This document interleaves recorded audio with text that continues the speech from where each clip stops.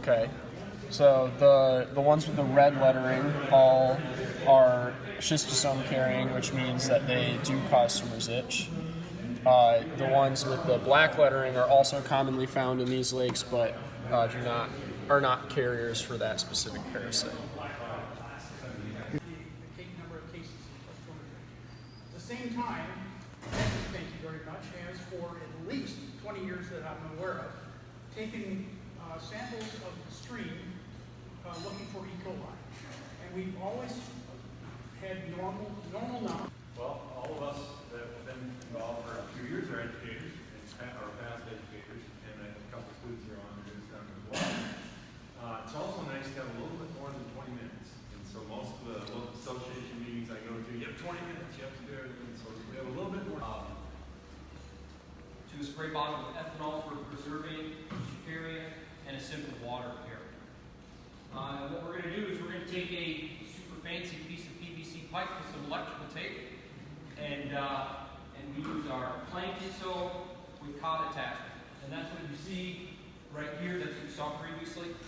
What you have here is 20 micron mesh netting.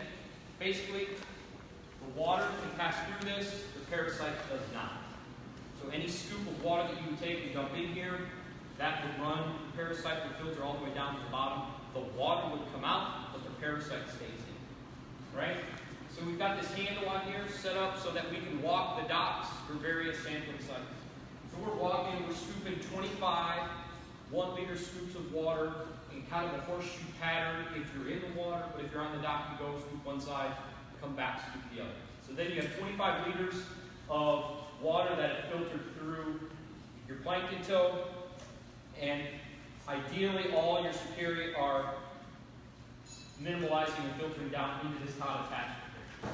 Technical part to explain. So what you, at this point, for swimmer's itch, what we use qPCR for is to count how many worms are in the water. It's a worm count, okay? But it can be used to count how many bacteria are in the water. Or how many, what else?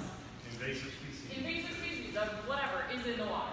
Okay, so it can be used for either of these. I'm going to probably refer to it for swimmer's itch because that's what we're using it for the most right now. Okay? So when I get, well, let's start with this. What is qPCR? We have to start with PCR, polymerase chain reaction.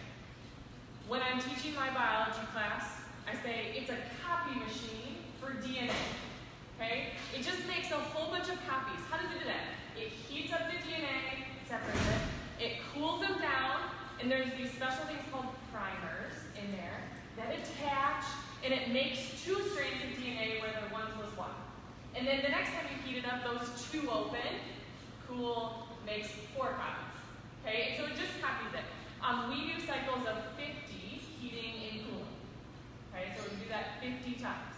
That's 20 micron mesh netting, by the way. We added a different bag. As this moves across the water and turns, just a little bit of water action causes this to pan out. All the cercaria would be collecting inside. All the cercaria would be collecting inside. And then you just get to one end of the section, you lift it up, you let the water drain out. Once again, all your swimmer's itch cercaria are stuck in there. Take it to the shore, dump it out. You said you dumped it. This is by far the most fun and probably the easiest to teach your grandkids or your kids to operate. So this is a little remote control boat. Made for pools, getting leaves off the top of the pool, right? So we fitted this out with, once again, 20 micron netting that just sits right here in the middle. And we set up the baffle, as you saw there, and this is the USS Dragnet, and it just motors along this little remote control, zigzagging side by side, up and down. PCR technology is a tremendous step forward because when we measure E. coli, it's not species specific. It could be from a passing turtle. We don't know.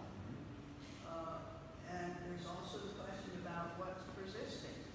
So being able to source back, is this human or is it not human, is a tremendous step forward. It's going to be a little faster. 2, 3, 4. perfectly normal. Once again, as we talked about, the water should be passing through your filter just like this. That's a good thing, nice clean lake. But the parasites will stay in, right? You can actually have your cod attachment in the water. It's not going to hurt anything.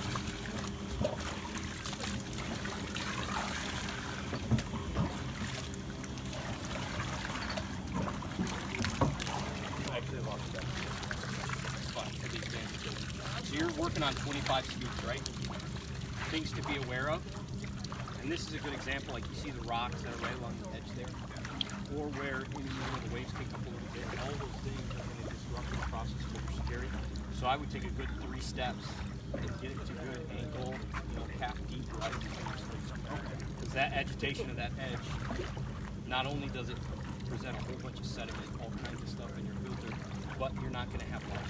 So 2 steps off that edge. So we always want to be kind of at least knee-deep water. Yep, knee-deep. Knee to waist. Probably not much deeper than this. Okay. Yep. Right. So that's the big reason for that. So as you look here, if I hold this relatively level, I want 50-50 water, ethanol, or more sample, right? So I want this reduced down to below that screw before I add my ethanol. So this one needs a little bit of work, right? So I'm just going to take that same, and hundreds and hundreds and hundreds and hundreds of summer. I would say you're looking at probably 15 mLs on my, just a ballpark, right? So I'm going to turn this so my sample is away from my filter. See that stuff that falls down? So there's the first part, right? Because the ethanol is what's going to preserve your sample, right? I'm going to set this bad boy down. What I would recommend, a 2-hand operation. Okay? So as I mentioned, that was about spot on, right? About 15. You'll get good at this after you do it a lot, right? So now, here's the primary sample, right? You see all that stuff settling at the bottom? That's the good stuff. But there's still a very good chance that there's some used on the outside. Water on the outside. Reduce it down till it's below your window. Remember, you want to get it below your screw line there. Once you get it in there, turn, accumulate opposite your ethanol to get all that stuff off your tube. Or it should be less than half for your tube. Right into your tube. So you have 2 people hold it.